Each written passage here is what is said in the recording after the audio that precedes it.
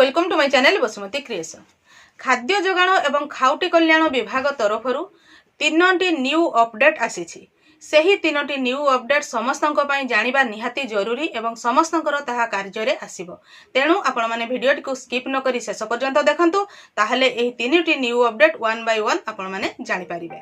प्रथमटी हेउछि रबी फसल क्रय पई खूब शीघ्र हबो पंजीकरण। आपण माने जानिछंती खरीफ फसलर जो धान चाष होइतिला ताहा बिक्री आरंभ होई जाइछि एवं बिक्री प्रोसेस चालिछि, जोटा कि 71.50 मेट्रिक टन धान संग्रह होई सारिछि एवं मार्च 31 2025 पर्यंत धान संग्रह करा जिवो। माने लास्ट डेट होछि मार्च 31 2025। तापरे आउ धान बिक्री धान क्रय आउ हेई परिबो नाही, बा जो खाउटी पाखरे धान रहि जाइछि आउ क्रय होई परिबो नाही। ताहले मार्च 31 2025 परे सरकार आउ धान क्रय करिवे नाही, धान संग्रह कार्य सेथिरु बंद रहिबो।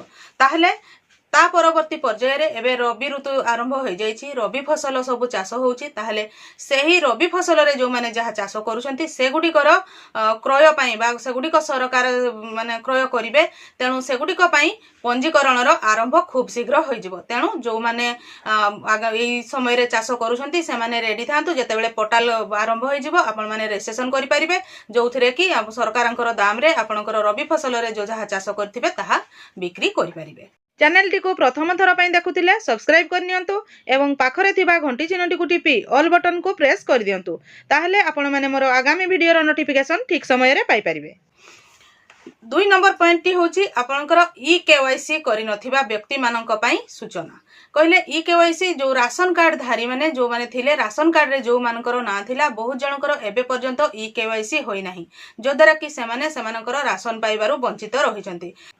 विभागीय अधिकारी फील्ड विजिट करी जांच करिवे, जोटा कि हमर 30,734 लोक ई केवाईसी करिनाहंती। सेमाने काहेकि ई केवाईसी करिनाहंती, कोन कारण रहिछि, से ई केवाईसी न करिवार कारण कोन तार डिटेल्स बुझिबे एवं जहा सब समस्या बाहरिबो से गुडी कर किभଳି भाबरे समाधान करा जाई परिबो ताहा मध्ये सेथिरे आलोचना करा जिवो। जोथिरे देखंतु रिसेंटली नुवा राशन कार्ड पई पोर्टल खोला जाइथिला। सेही पोर्टल खोला गला परे हमर न्यू राशन कार्ड 50,000 नुआ राशन कार्ड आवेदनकारी आवेदन करिसंती। सेही 50,000 आवेदन करिबा पूर्वरु ता पूर्वरु मध्य हमर एई राशन कार्ड पोर्टल खोला थिला। सेथिरे हमर 6,35,000 आवेदनकारी आवेदन करिथिले। ताहले सेही जो 6,35,000 आवेदन करिथिले सेमानंकर सर्वे एही एप्रिल 15 सुधा सरिबो। जो माने एलिजिबल हेई परिबे से माने तांकर राशन पाई परिबे बा सेमानकु नुआ राशन कार्ड मिली परिबो। जो थे हमर जो सर्वे हेबो से सर्वे रे एक्चुअली देखा जिवो जे जे नुआ आवेदन करिसंती से माने से राशन कार्ड पाइबा पई एलिजिबल की नाही। जो थे पूर्वरु हमर बहुत भूत राशन कार्ड बाहर थिला, किछि जनकर राशन कार्ड कटि जाइथिला। तो जो राशन कार्ड गुडे को कटि जाइछि सेही राशन कार्ड जागा रे नुआ जो माने आवेदन करिसंती से माने राशन कार्ड पाई परिबे एवं सेही राशन कार्ड रो सुविधा मध्य पाई परिबे। ताहले से सब पाइबा पई मेन होछि से मानको सर्वे करिबा पई पड़िबो, काहे कि ना जणे आवेदन कर देले राशन कार्ड पाई परिबो नाही। एक्चुअली राशन कार्ड नीति नियम अनुसार जहाँ सब चेंज होइछि सेही हिसाब रे से योग्य कि नुहे ताहा विचार करा जिवो। जदि से आवेदनकारी योग्य थिबे ताहले से राशन कार्ड पाई परिबे एवं राशन कार्ड रु से राशन नै परिबे।